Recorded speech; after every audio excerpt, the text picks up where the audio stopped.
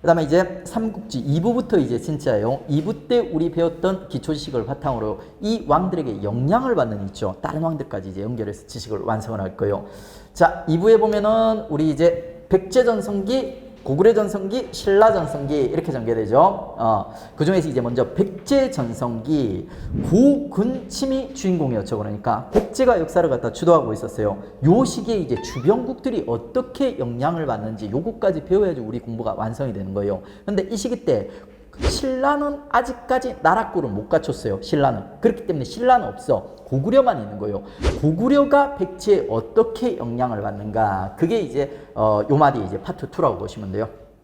자, 고구침 시기에 활동했던 고구려 왕이 있지 않습니까? 여러분 동치미 들어보신 적 있어요? 동치미. 고소한 동치미. 그 동치미 고소라는 고구려 왕들이 등장하게 돼요. 일명 이제 천천왕이라고 해서 고이왕이라는 조숙한 왕이 있죠. 백제를 갖다 아주 빠르게 발전시켜 나갈 때 아주 천천히 고구려를 끌어가던 있죠. 좀 멍청한 왕들이 있어요. 그러니까 동천, 미천왕. 요게 이제 근초왕 앞에 있죠. 고이왕이랑 동천왕이 거의 시기가 겹치고 미천왕은 있죠. 고이왕, 근초왕 사이에 끼어 있어요. 그리고 이제 근초고왕 정말 잘 나갈 때 근초고왕한테 맞아 죽은 엄청 억울한 왕 하나 있어요. 고국원왕.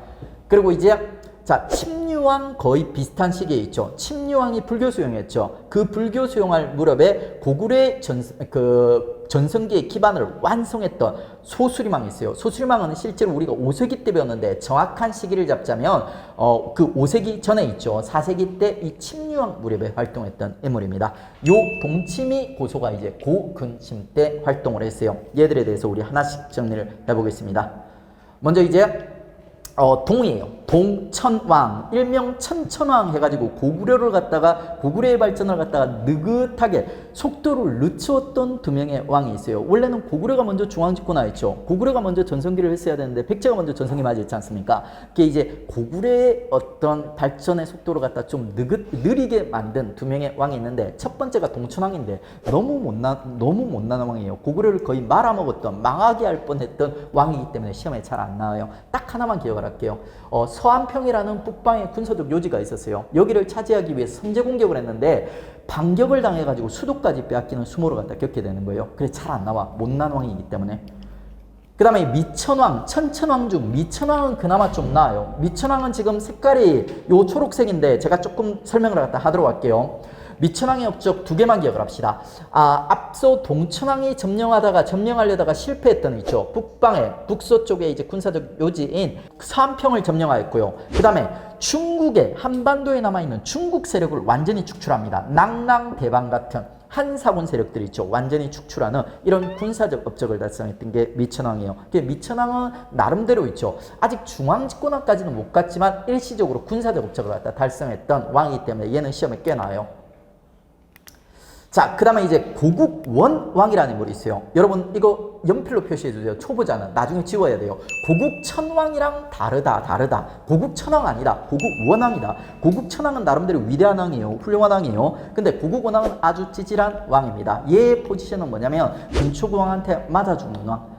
한 산에 두 마리 호랑이가 살 수가 없죠. 그러니까 근초고왕이 이제 전성기를 구가하던 시기니까 근초고왕한테 맞는 역할을 갖다 수행을 했던 거예요. 아주 이제 억울한 왕이죠. 원망하다. 근초고왕을 갖다 원망하면서 죽은 왕이에요. 고국원왕. 이 왕은 되게 운이 없었어요. 제가 이제 역사서 삼국사기라든지 이런 걸 보면은 나름대로 백성들한테 존경받았던 훌륭한 왕이라고 해요. 근데 결과가 되게 안 좋아요. 운이 안 좋았어요.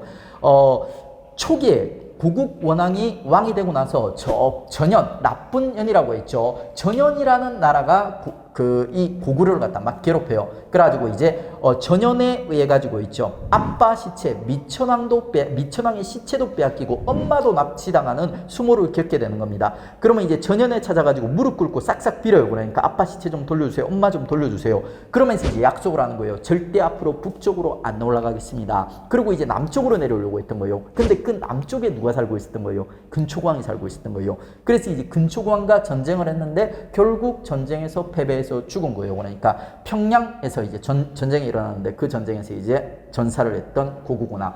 왕이 전쟁터에서 죽는 경우는 정말 특이한 경우입니다. 그러니까 보통 전쟁을 하면 왕은 안전한 곳에 있어요. 그래서 잘 안 죽어. 근데 특이하게 고구려 왕 하나가 딱 하나가 전사했는데 그 전사한 왕이 요 고국 원왕이에요.